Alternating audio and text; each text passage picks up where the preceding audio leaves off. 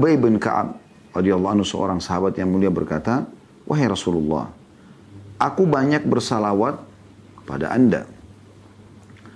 Lalu idealnya berapa bagian dari doaku yang aku berikan untuk bersalawat kepada Anda? Atau berapa kira-kira waktu yang paling tepat aku siapkan untuk membaca salawat kepada Anda?"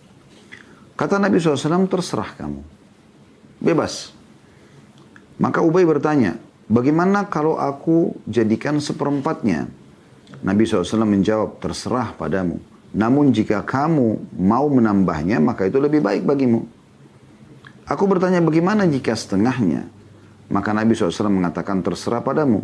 Namun jika kamu mau menambahnya, maka itu lebih baik bagimu." Aku bertanya, "Bagaimana jika 2/3-nya?" Maka beliau menjawab, "Terserah kamu, atau terserah padamu. Namun jika kamu mau menambahnya, maka itu lebih baik bagimu." Aku berkata lagi, "Aku akan memberikan seluruhnya kepada Anda." Maka beliau SAW menjawab, "Kalau begitu, maka hajat keperluanmu akan dicukupkan dan dosamu akan diampuni." Lalu kata beliau, "Karena itu wahai saudaraku yang mulia, jangan berhenti sejenak pun dari bersalawat kepada sang Habib atau kekasih kita sallallahu alaihi wasallam yang Allah jadikan beliau sebagai sebab kita dapat keluar dari kegelapan-kegelapan menuju ke cahaya." Ini yang ditulis oleh Syekh Mahmud Al-Misri. Beliau menyimpulkan bahwasanya kiat atau langkah yang ke-8 agar selamat dari api neraka memperbanyak salawat. Dan hadits ini teman-teman sekalian, Ubay bin Ka'ab menjelaskan kepada kita atau memberikan gambaran kepada kita bagaimana pada saat dia bertanya kepada baginda Nabi SAW agar memberikan beliau kira-kira kiat untuk atau berapa banyak waktu yang dibutuhkan. Kalau saya ingin lowongin untuk berzikir nih, misalnya 1 jam nih ke depan, saya ingin berzikir kepada Allah Subhanahu Wa Taala. Kira-kira berapa banyak yang saya lowongkan dari waktu yang saya sudah siapkan ini untuk membaca salawat? Maka Nabi SAW mengatakan, "Terserah." Lalu dia mengatakan, "Bagaimana kalau seperempatnya?" Jadi kalau 1 jam, seperempatnya saya gunakan untuk salawat. Kata Nabi SAW, "Terserah kamu, tapi kalau kau tambah lebih baik." Maka Ubay mengatakan, "Kalau begitu setengahnya. Kalau saya lowongkan 1 jam, setengah jam saya baca salawat." Kata Nabi SAW, "Terserah kamu, tapi kalau kau tambah lebih baik."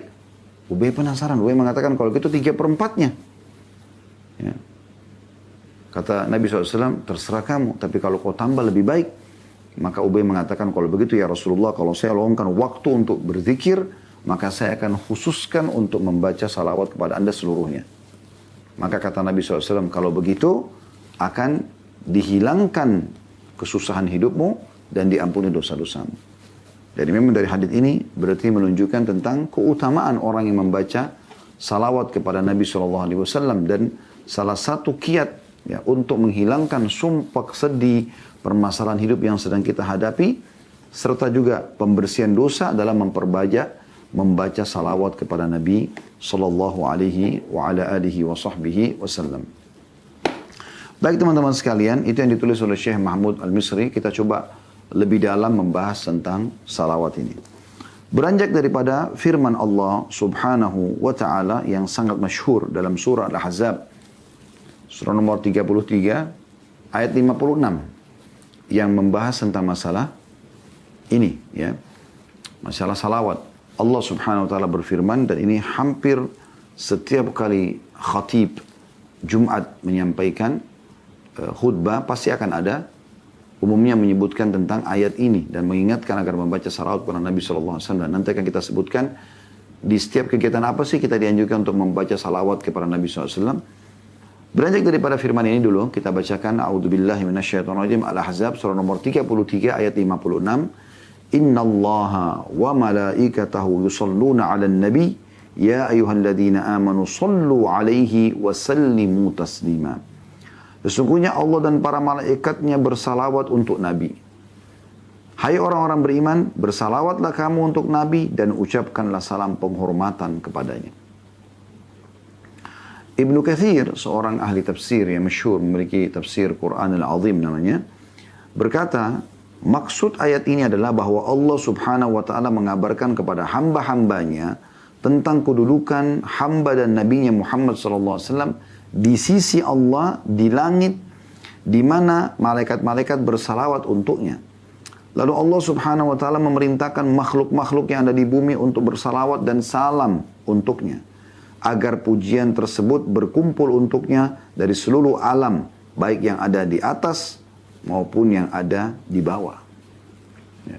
Artinya ayat ini menunjukkan tentang kemuliaan kedudukan Nabi Muhammad SAW, karena satu-satunya ibadah yang Allah SWT perintahkan, yang Allah juga ya, melakukan perbuatan itu, yaitu membaca salawat kepada Nabi SAW. Dalam ayat ini dikatakan, innallaha wa malaikatahu. Sungguhnya Allah dan para malaikatnya. Ya. Kemudian juga Allah perintahkan para malaikat untuk mengucapkan salam hormat ini. Jumlah mereka miliaran di langit sana. Kata Nabi SAW dalam sebuah hadis yang sahih, langit itu mengeluarkan suara karena ada beban yang berat. Karena tidak ada tempat di langit sana ukuran 4 jari manusia, ya, 4 jari, kecuali ada malaikat yang sedang ruku dan sujud. Jumlah mereka sangat banyak. Langit yang begitu luas yang Anda lihat di atas kepala Anda ini dikenal dengan sama'id dunia, atau langitnya dunia. Masih ada 6 lapis langit lagi di atasnya. Allah Subhanahu wa taala menjelaskan dalam surah Al-Mulk, A'udzu billahi minasyaitonir rajim, di ayat 3-nya, alladzi khalaqa sab'a samawatin tibaqa.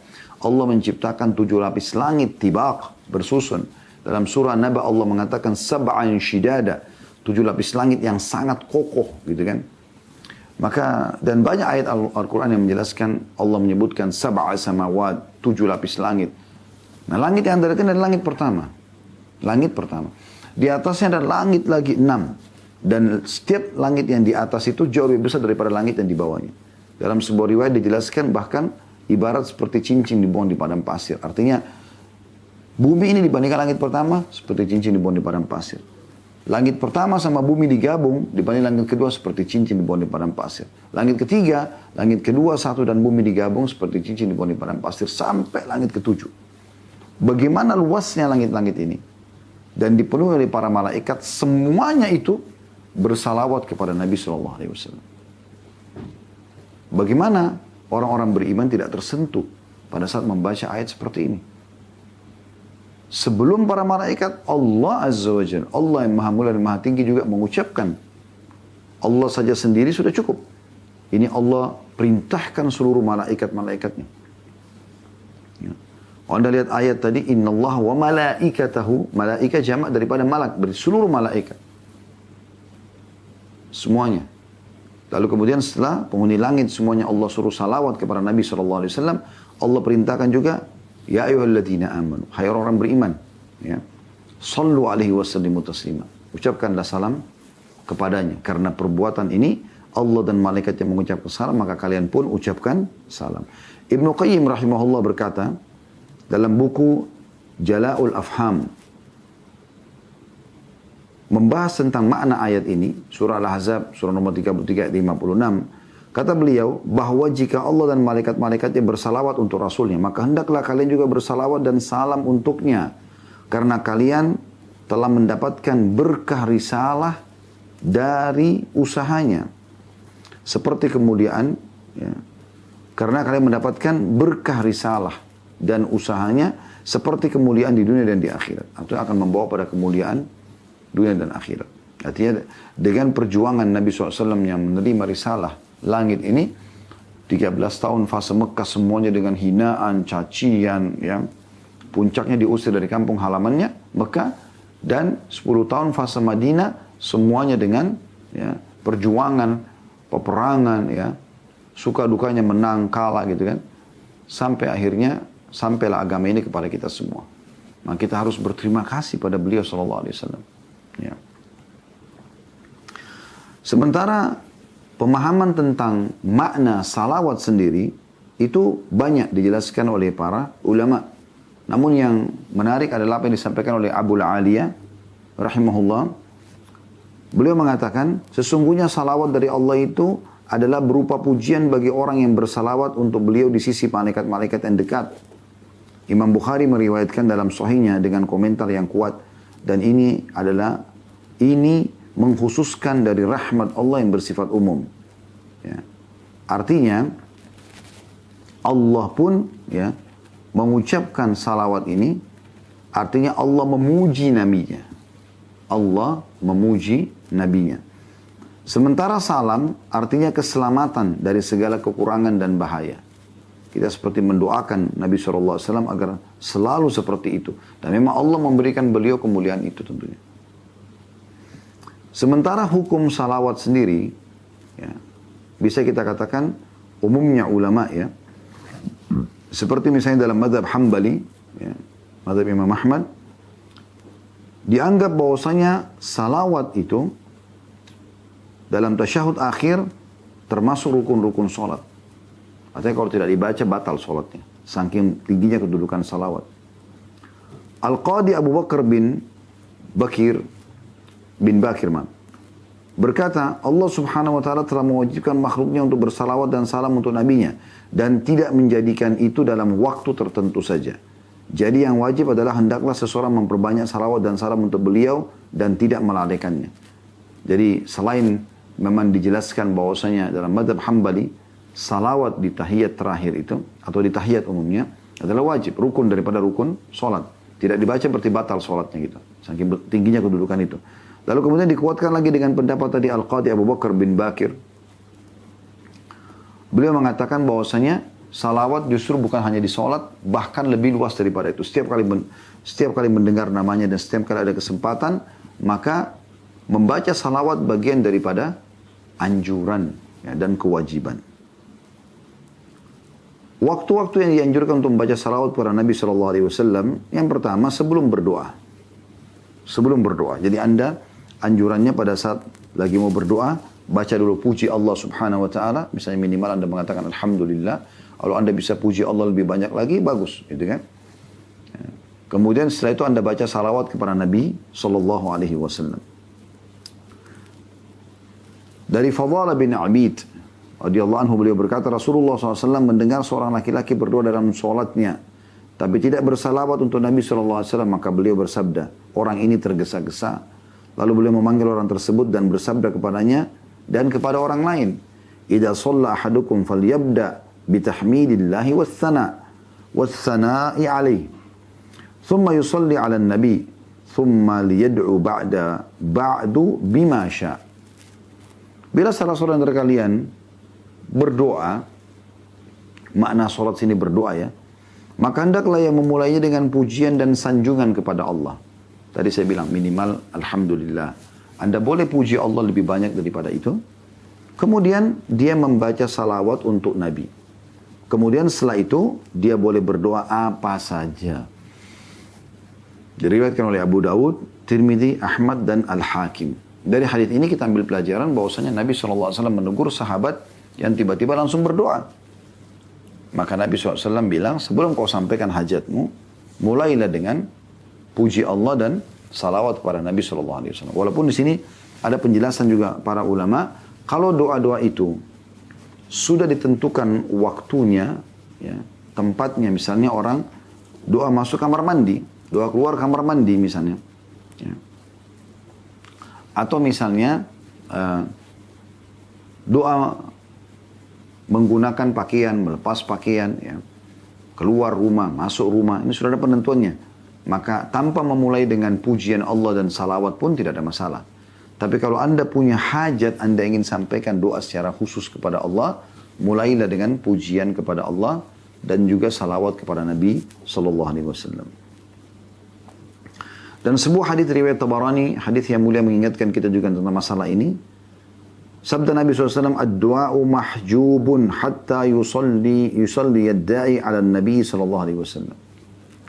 Doa itu akan terhalangi, tidak diterima sama Allah, hingga orang tersebut yang berdoa membaca salawat untuk Nabi SAW.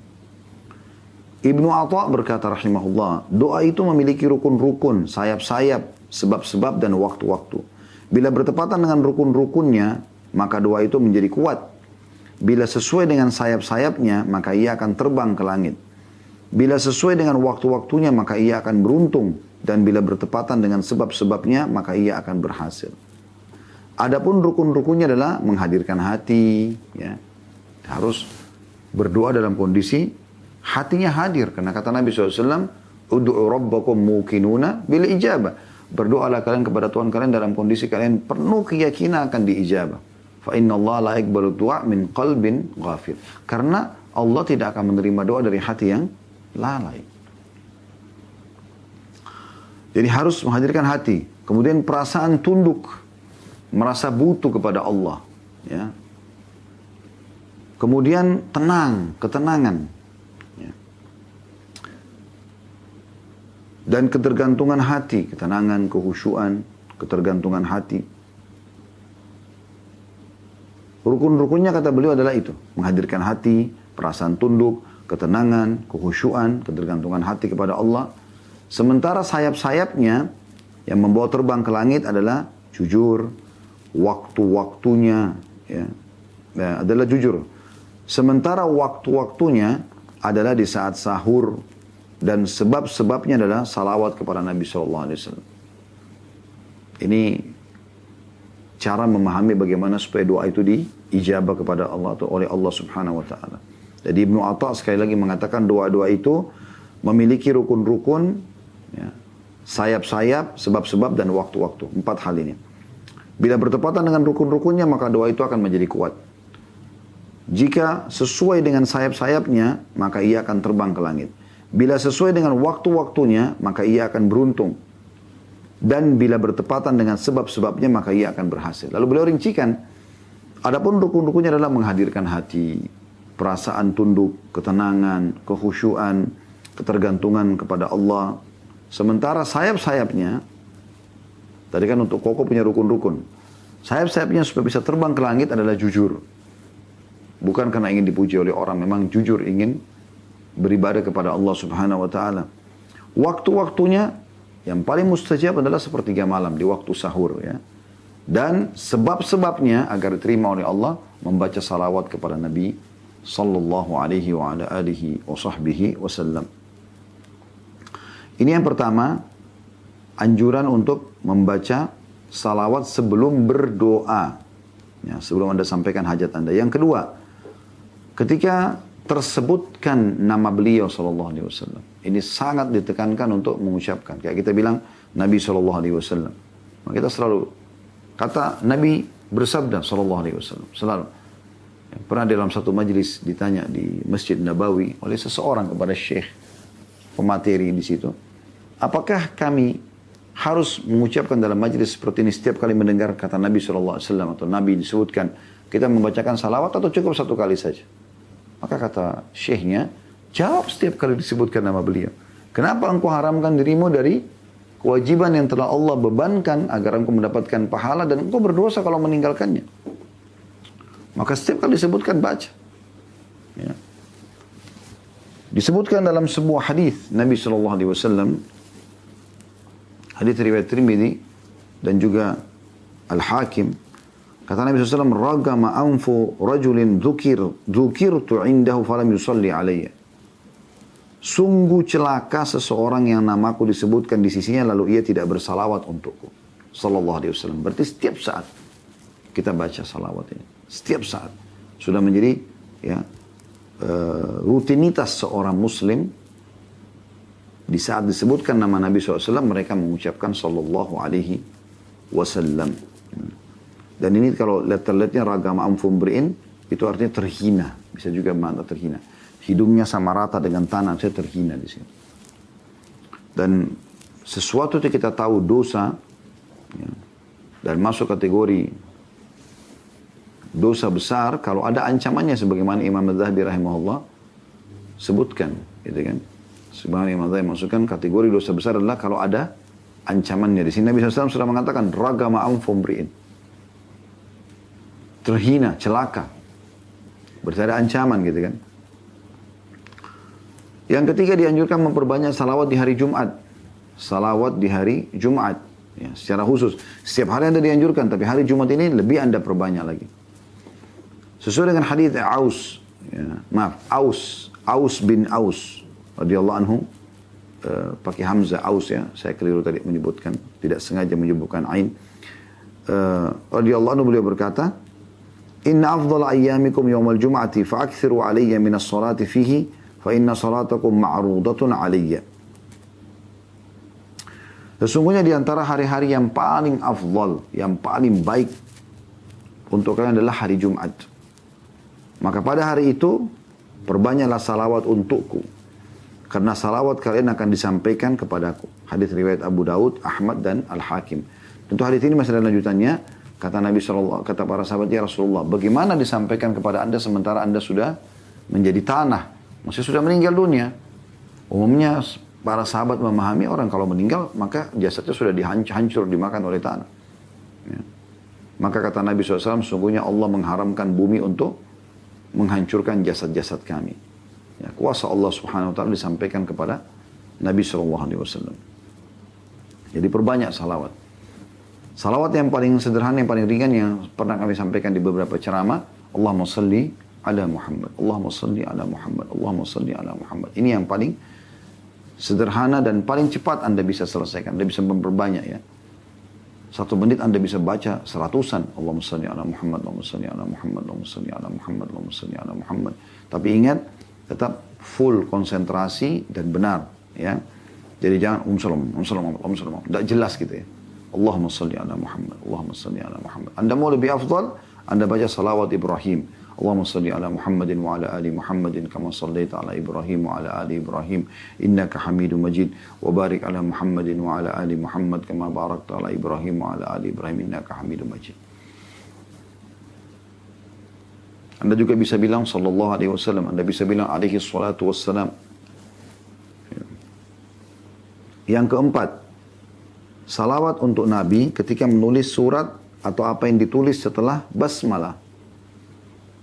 Sebagaimana Al-Qadhi Iyad berkata, inilah saat-saat yang tepat untuk bersalawat yang telah banyak dilakukan oleh umat ini tanpa ada yang menentang dan mengingkarinya. Dan tidak pula pada periode-periode awal. Lalu terjadi penambahan pada masa pemerintahan Bani Hashim, Daulah Abbasiyah, lalu diamalkan oleh umat manusia di seluruh dunia. Ya. Maksudnya adalah setiap kali nulis, ya, Alhamdulillah, wassalatu wassalamu ala Rasulillah. Nah, gitu. Anda nulis apapun, Anda selalu ikutkan begitu. Dan itu sudah turun-temurun, dinukil dari para sahabat. Ya. Kemudian yang kelima, ketika masuk dan keluar masjid. Ini juga baca salawat kepada Nabi SAW. Sesuai dengan hadis Fatimah radhiyallahu anha, bahwasanya Rasulullah SAW bersabda, bila kalian akan memasuki masjid, maka ucapkanlah, Bismillahi wassalamu ala Rasulillah. Ya. Allahumma salli ala Muhammadin wa ala ali Muhammadin waghfir lana wa sahhil lana abwaab rahmatik. Ini salah satu jenis doa yang masuk ke masjid ya. Dengan nama Allah, salam untuk Rasulullah, ya Allah salawatlah untuk Muhammad dan keluarga Muhammad sallallahu alaihi wasallam. Ampunilah kami dan mudahkanlah ya, bagi kami pintu-pintu rahmat-Mu. Ada juga beberapa lafaz di sini ya. Ada juga Alhamdulillah wassalatu wassalamu ala Rasulillah. Begitu saya langsung segala puji bagi Allah. Atau Bismillah wassalatu wassalamu ala Rasulillah. Dengan nama Allah, semoga salawat dan salam tercurahkan kepada Nabi SAW. Lalu langsung masuk kedua, Allah maftahli abwaaba rahmatik. Ya Allah, bukakanlah bagiku pintu-pintu rahmat-Mu. Ya. Jadi ada beberapa lafaz di sini. Tapi umumnya semua dimulai dengan Bismillah wassalatu wassalamu ala Rasulillah. Dan bila keluar ya, dari masjid, maka mengucapkan hal yang sama. Ya. Bismillah wassalamu ala Rasulillah. Allahumma salli ala Muhammadin wa ala ali Muhammad. Ya. Lalu ditambah waghfir lana, ampunilah kami. Kemudian wasahhil lana abwaaba fadlik. Mudahkanlah bagi kami pintu-pintu karunia-Mu. Kalau masuk tadi kan abwaab rahmatik. Ini salah satu lafaz yang disebutkan oleh Ibnu Majah dan Tirmidzi. Ada juga riwayat lain, Bismillah wassalatu wassalamu ala Rasulillah. Ini pada saat keluar ya. Allahumma aftah li abwaaba fadlika, Allahumma asimni minasyaitonir rajim. Ya Allah, bukakanlah pintu-pintu karunia-Mu dan selamatkan aku dari syaitan yang terkutuk. Disebutkan oleh para ulama tentang masalah jenis-jenis salawat yang paling afdal.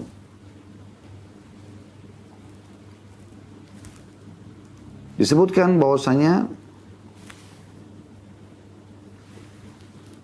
dalam sebuah riwayat ya, dari Abi Muhammad bin Ajrah radhiyallahu anhu, Beliau mengatakan Rasulullah SAW keluar kepada kami lalu aku pun bertanya, wahai Rasulullah, kami telah mengetahui bagaimana kami memberi salam kepada anda.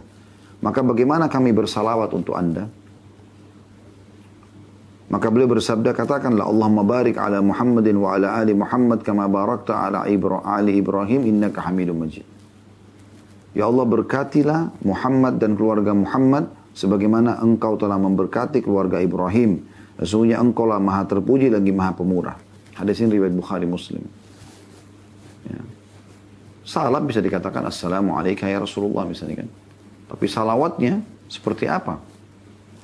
Maka Nabi SAW menyebutkan Allahumma barik ala Muhammadin, ini masuk dalam istilah salawat. Kemudian dari hadis Abi Hamid As-Sa'di radhiyallahu anhu, beliau berkata, para sahabat bertanya, ya Rasulullah, bagaimana kami bersalawat untuk anda? Maka beliau mengatakan dalam lafaz yang lain, hadis ini juga Bukhari Muslim ya. Allahumma salli ala Muhammadin wa ala azwajihi wa dhurriyyatihi kama sallaita ala Ibrahim wa barik ala Muhammadin wa ala azwaji wa dhurriyyati kama barakta ala Ibrahim innaka Hamidum Majid. Nah, lafaz ini yang masih jarang diamalkan sebenarnya. Ada disebutkan istri-istri Nabi di sini. Ya Allah, berilah salawat untuk Muhammad, istri-istri dan keturunannya. Sebagaimana engkau memberi salawat untuk Ibrahim, berkatilah Muhammad, istri-istri dan keturunannya. Sebagaimana engkau memberkati Ibrahim, sungguhnya engkau maha terpuji lagi maha pemurah. Kedua buah hadis ini diriwayatkan oleh Bukhari dan Muslim. Dan ini adalah salawat yang paling afdal. Ya. Karena sahabat menanyakan bagaimana kami bersalawat kepada anda. Maka Nabi SAW sebutkan ini. Selain dibaca pada saat tahiyat. Dan ini tadi sudah kita katakan dalam mazhab Hanabila atau Imam Ahmad. Ya, itu dijadikan sebagai rukun dari rukun-rukun sholat. Dan juga memang anjurannya ini dibaca di luar sholat. Ya, karena dalam riwayat ini, Nabi SAW tidak katakan bacalah dalam sholat kalian. Walaupun memang sebagian ulama pada saat menyusun doa-doa yang dibaca sebelum salam, salawat yang dibaca, kemudian baru ada doa-doa sebelum salam, maka lafaz ini disebutkan. Allahumma salli ala Muhammadin wa azwaji wa dhurriyyati. Jadi ada penyebutan tentang istri-istri Nabi. Alaihinna ridwanullah alaihinna. Dan ini menandakan istri-istri Nabi masuk dalam ahli bait. Ya, keluarga Nabi SAW. Ya, tidak seperti yang diucapkan oleh orang-orang Syiah kalau istri-istri Nabi tidak masuk dalam ahli bait. Dan itu sudah dijelaskan, salawat pun dibaca untuk para istri-istri Nabi. Kemudian juga ada anjuran untuk membaca salawat itu, teman-teman sekalian. Kalau tadi yang kelima masuk dan keluar masjid, yang keenam selepas mendengarkan azan. Ya. Beranjak daripada hadis Nabi SAW dari Umar radhiyallahu anhu, beliau meriwayatkan hadis ini bahwasanya Rasulullah SAW bersabda, "Idza sami'tumul mu'adzina faqulu mithla ma yaqul." Kalau kalian dengarkan muadzin sedang mengucapkan Allahu Akbar, Allahu Akbar, kalian ucapkan yang sama. Ya. وَصَلُّوا عَلَيَّ فَإِنَّهُ مَنْ صَلَّ عَلَيَّ مَرَّةً وَاحِدَةً صَلَّى اللَّهُ عَلَيْهِ عَشْرًا. Kemudian setelah mengikuti muadzin sampai La ilaha illallah, kalian juga ucapkan La ilaha illallah. Dalam riwayat lain, ikuti muadzin seperti yang diucapkan kecuali pada kata-kata Hayya 'alas shalah dan Hayya 'alal falah. Ucapkanlah pada saat itu La haula wa la quwata illa billah. Ya. Kata Nabi SAW, kalau kalian sudah dengarkan muadzin, ucapkan seperti yang diucapkan, kecuali di hayya as-salah, hayya al-falah, kalian bilang la haula wa la quwwata illa billah. Lalu kalian bacalah salawat untuk. Karena siapa yang membaca salawat untukku satu kali saja. Ingat tadi salawat ya. Allahumma salli ala Muhammadin wa ala ali Muhammadin kama sallaita ala Ibrahim wa ala ali Ibrahim innaka Hamidum Majid. Ya, seperti biasa Anda baca di tahiyat.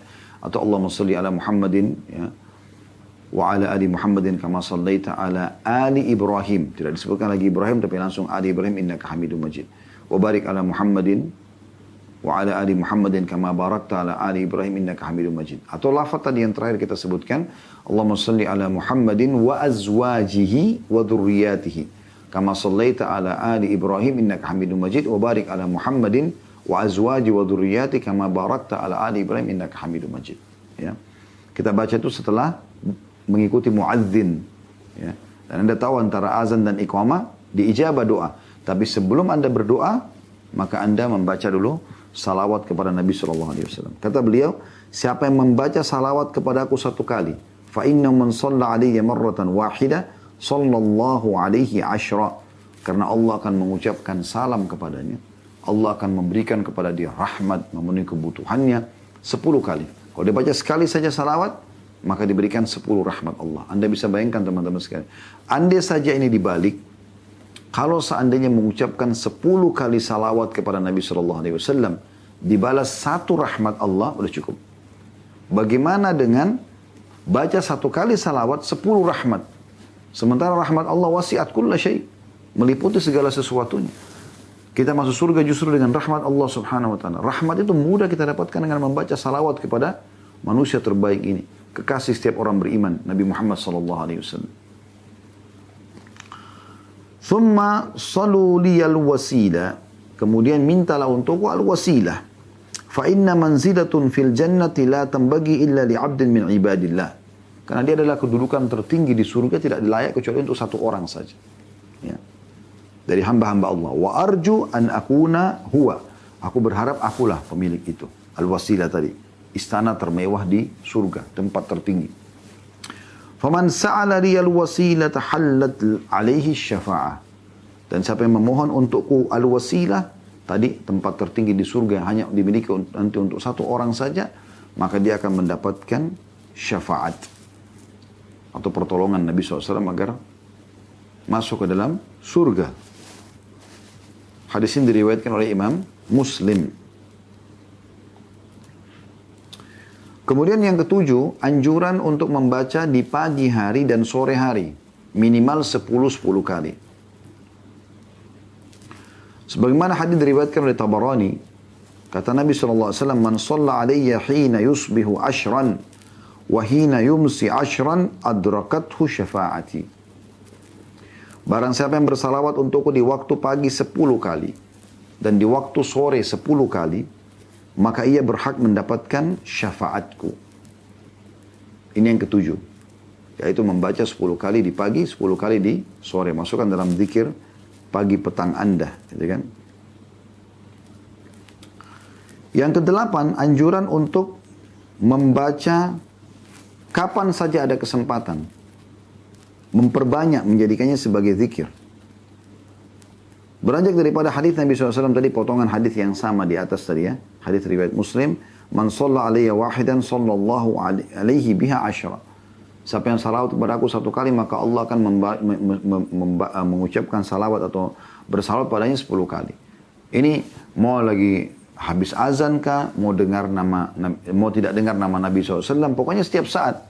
Allahumma salli ala Muhammad, Allahumma salli ala Muhammad. Selalu kita jadikan itu sebagai rutinitas kita. Jadi tidak kenal waktu, ya. Maka ini juga masuk dalam poin yang ke-8. Jadi tanpa ada sebab pun Anda baca salawat kepada Nabi SAW sebagaimana tadi sudah kita sebutkan hadisnya, dan ini hadis sahih diriwayatkan Imam Muslim dan juga Imam Ahmad. Dan Abdurrahman Ibn Auf radhiyallahu anhu berkata, saya telah mendatangi Nabi SAW ketika ia sedang sujud dan memperbanyak atau memperpanjang sujudnya. Lalu beliau bersabda, saya telah didatangi Jibril dan ia berkata, barang siapa yang bersalawat untukmu, maka saya akan bersalawat untuknya. Dan barang siapa yang memberi salam untukmu, maka saya akan memberi salam untuknya. Maka saya pun bersujud karena bersyukur kepada Allah. Hadis riwayatkan Hakim dan juga Ahmad dengan sanad yang sahih. Di sini subhanallah, Jibril secara khusus datang kepada Nabi SAW mengatakan, kalau ada yang salawat kepadamu, aku pasti akan salawat juga kepadanya. Spontan saat itu juga. Makanya kita dianjurkan di poin yang ke-8 ini, yaitu memperbanyak salawat kapan saja, tanpa ada sebab pun. Sallallahu alaihi wasallam untuk mengejar keutamaan Allah mengucapkan salam kepadanya. Dan semoga saja, tadi hadis yang pertama yang kita sebutkan, atau disebutkan oleh penulis tadi, Syekh Mahmud Al-Misri, hafizahullah, apa yang beliau sebutkan bahwa hadis yang orang yang Ubay bin Ka'ab yang menjadikan seluruh waktu yang dia ingin berzikir dia gunakan untuk salawat, maka akan dihilangkan sumpeknya dan juga akan diampuni dosanya. Ini yang menyebabkan ya membaca salawat walaupun tanpa sebab adalah anjuran secara khusus. Ya, jadi selalu kita jadikan rutinitas kita. Ya'qub bin Zaid bin Talha At-Taimi berkata radhiyallahu anhu, Rasulullah SAW bersabda, telah datang kepadaku malaikat dari Tuhanku dan berkata, tidaklah seorang hamba yang bersalawat untukmu sekali kecuali Allah akan bersalawat untuknya 10 kali. Maka seseorang menuju kepadanya dan bertanya, ya Rasulullah, apakah saya jadikan seperdua doaku untukmu? Maka dia mengatakan, jika engkau mau. Lalu orang itu mengatakan, apakah saya jadikan sepertiga doaku? Ya, maksudnya, waktu aku berdoa, waktu aku berzikir. Sepertiga yang aku pakai salawat, kata Nabi SAW, jika kamu mau. Ia bertanya, kalau gitu, aku jadikan seluruh doaku. Kata Nabi SAW, jika demikian cukuplah Allah sebagai motivasi dunia dan akhiratmu. Ya. Dan ini Syekh Albani mensahihkan riwayat ini. Jadi ini mirip dengan riwayat tadi Ubay bin Ka'ab, tapi bedanya adalah orang ini tidak disebutkan kalau dia Ubay. Cuma orang ini mengatakan dia akan menjadikan seluruh waktu yang dia luangkan untuk berzikir atau berdoa, itu untuk baca salawat kepada Nabi SAW. Maka kata Nabi SAW, kalau riwayat Ubay tadi, dihilangkan kesusahanmu, ya, sumpekmu, sedihmu, dan ya, diampuni dosamu. Kalau di sini, jika demikian kau lakukan, setiap kau luangin waktu, selalu salawat saja yang kamu baca, kapan saja, tanpa sebab pun, maka Allah akan menjadi pencukupmu, ya, untuk menyelamatkan dunia dan akhiratmu.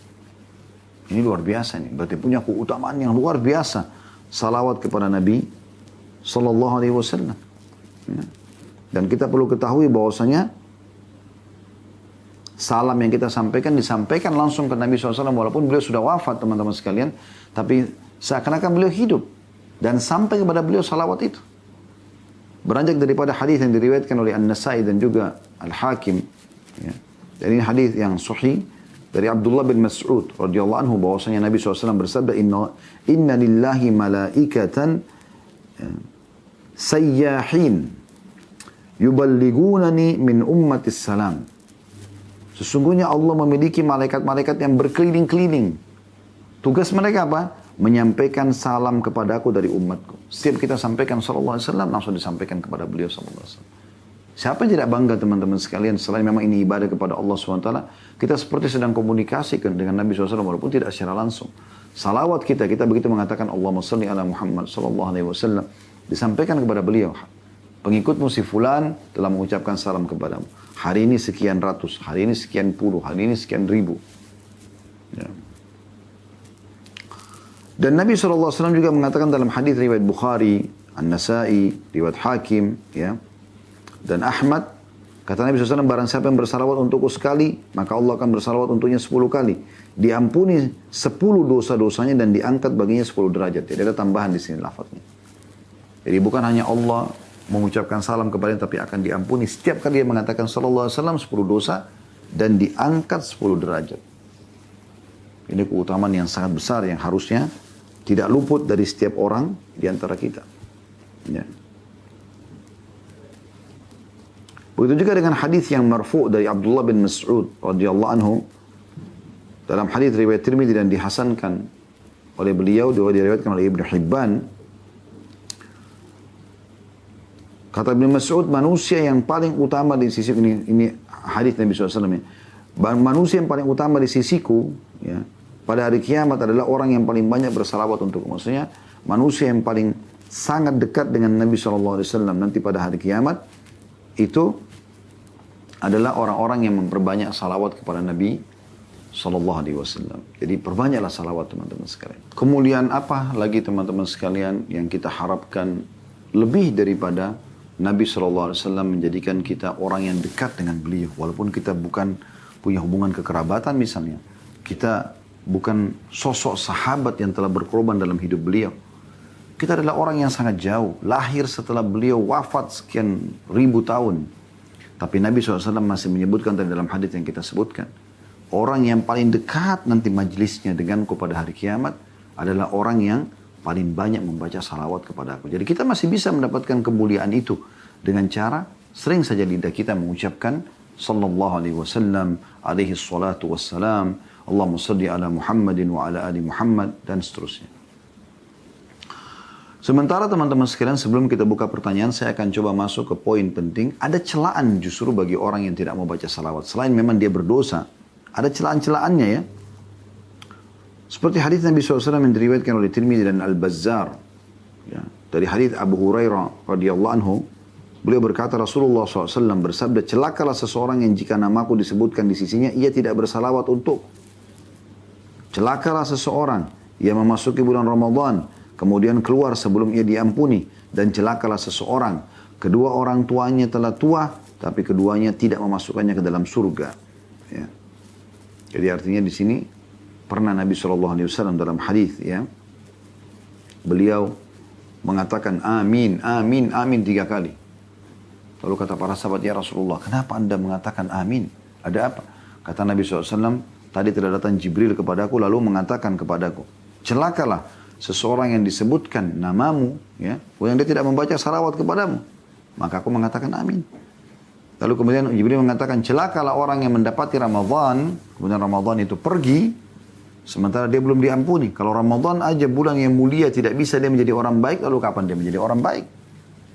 Dan celakalah orang yang mendapatkan kedua orang tuanya, ya, masih hidup, sebenarnya dia masih bisa berbakti, tapi tidak memasukkannya ke dalam surga. Orang tinggal pelayanan, tinggal patuh, memenuhi kebutuhan, ya, bersabar atas uji-ujian yang datang dari mereka, maka akan masuk ke dalam surga. Tapi saksi bahasan kita adalah ancaman di sini. Celaka berarti menandakan tidak baca salawat kepada Nabi SAW adalah dosa besar.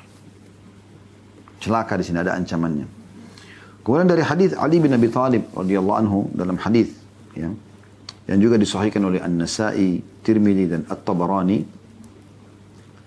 Kata Nabi SAW, al-bakhilu kullal bukhl.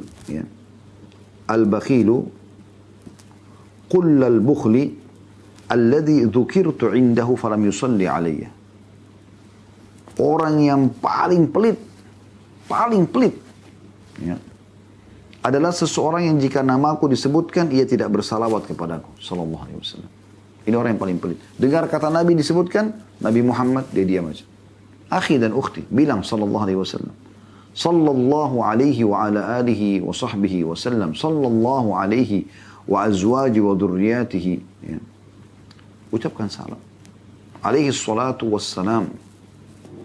Dan anda tahu, bakhil ini, pelit ini teman-teman, masuk dalam kategori dosa besar. Pelit itu adalah masuk dalam kategori dosa besar. Anda bisa baca dalam kitab dosa besarnya Imam Az-Zahabi, ya. Kemudian Muhammad At-Tamimi dalam buku beliau Al-Kabair juga. Kemudian juga ada buku sebagian besar ulama yang nulis dosa-dosa besar, mereka masukkan bakhil itu salah satu dari kategori dosa besar. Ya. Karena banyak dalil yang mengancam tentang orang yang bakhil, gitu kan. Di antaranya hadis Bukhari Muslim yang kata Nabi SAW, ya, lapangkanlah rezeki orang yang bersedekah di pagi hari, ya. Kemudian hancurkan dan binasakanlah orang yang bakhil. Kata Ibnu Hajar, hancurkan hartanya dan hancurkan jiwanya. Itu orang bakhil. Jadi ada ancamannya gitu. Tapi Nabi SAW mengatakan, al-bakhilu kullal bukhl. Puncak daripada kebakhilan itu justru, alladhi dzukirtu indahu falam yusalli alaiya. Yang dia dengar nama aku disebutkan depannya tapi tidak mau salawat kepadaku sallallahu alaihi wasallam. Kemudian hadis Ibnu Abbas radhiyallahu anhu disahihkan oleh Syekh Albani hadis ini. Kata Nabi SAW, man nasiya as-salata alayya khuti'a tariqal jannah. Barang siapa yang lupa mengucapkan salawat untukku, maka ia telah menyalahi jalan surga. Bukan karena dia lupa, ya. Enggak. Memang dia disebutkan nama Nabi tidak mau.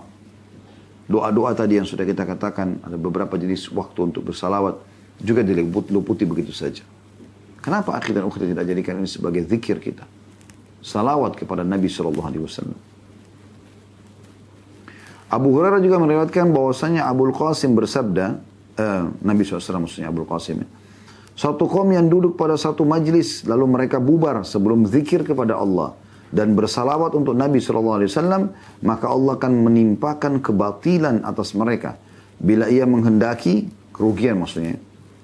Bila Allah menghendaki, maka Allah akan menyiksa mereka, dan bila Allah menghendaki, Allah akan mengampuni mereka. Hadis riwayat Tirmidzi dan disahihkan oleh beliau, juga diriwayatkan oleh Abu Daud. Bayangkan di sini penekanannya penting sekali, ya. Artinya, kalau ada orang duduk dalam satu majelis, duduk apapun, keluarga kah, sama teman-teman kah, tidak pernah, ya, dalam majelis itu menyebut nama Allah sekalipun, tidak membaca salawat kepada Nabi SAW sekalipun. Makanya tadi minimal pada saat membuka majelis itu, Alhamdulillah wassalatu wassalamu rasulullah. Buka dengan itu. Atau tutup dengan itu. Alhamdulillah sudah selesai. Dan kita ucapkan salawat kepada Nabi SAW. Lalu tutup. Alhamdulillah. Gitu kan. Dengan kafaratul majelis misalnya. Jadi kita, kalau tidak ada sama sekali menyebut nama Allah atau salawat kepada Nabi SAW, maka mereka punya ancaman. Kalau Allah mau, Allah hukum mereka. Kalau Allah mau, baru Allah ampuni. Jadi terancam sekali. Maka ini menyebabkan kenapa menjawab salawat kepada Nabi SAW adalah bagian daripada ya, kewajiban dan dosa besar kalau meninggalkannya gitu.